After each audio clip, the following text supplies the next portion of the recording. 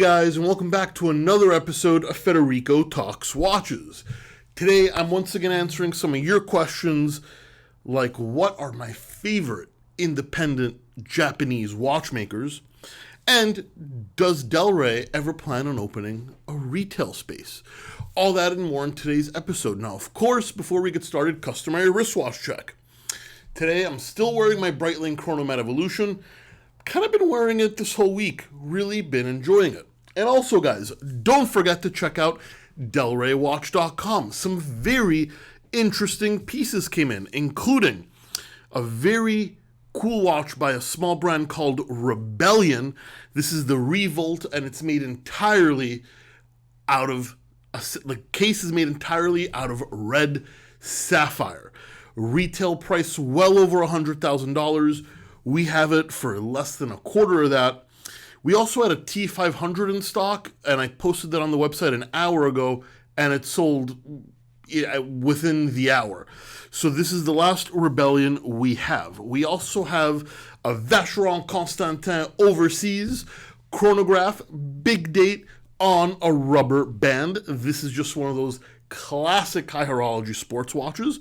And another watch you don't see very often is this Angelus Mono Pusher chronograph, made in very limited numbers. This is the only one for sale in the world as far as I can tell, and it has that fantastic in-house Angelus chronograph movement.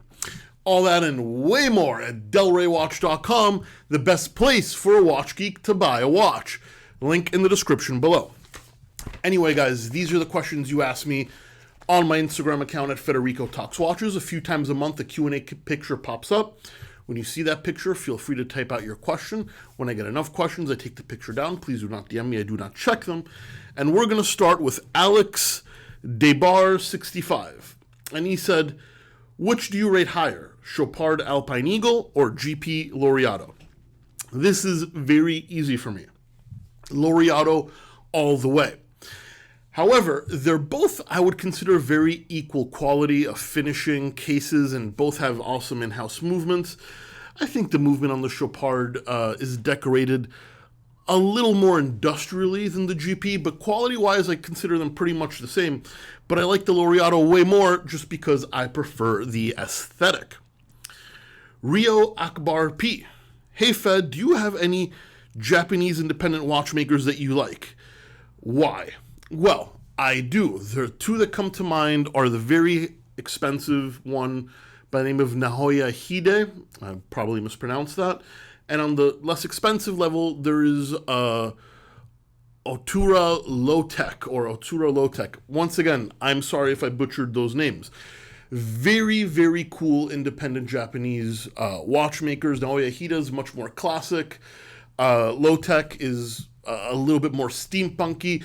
These are actually very hard to get. Both brands have extremely long wait lists. They sell for very high values in the secondary market. And why is that? It's because they're actually exclusive. They actually make very few of these, and they are predominantly handmade, which is something you're seeing less and less from the Swiss independents. Redondo Dome. Hey Fed, why do they say piece unique and not unique piece? This is referring to when there's only a one-off watch. Redondo, I think it comes from the French translation. Even though it's kind of spelt the same, piece unique is how the French say it. I mean, once again, their grammar. Unique piece means the same thing, but, people say piece unique.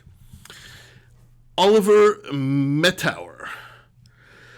What are your thoughts on Harry Winston Project Series? Good value for money? So I love Harry Winston. I love the Project Series. Think they're fantastic value for money. Grossly underappreciated. They sell for cents on the dollar, and the watchmaking is truly top notch. And they use some very interesting materials in their cases like Xalium. Harry Winston is definitely one to keep your eye on. Then last but not least, David Midlife Crisis.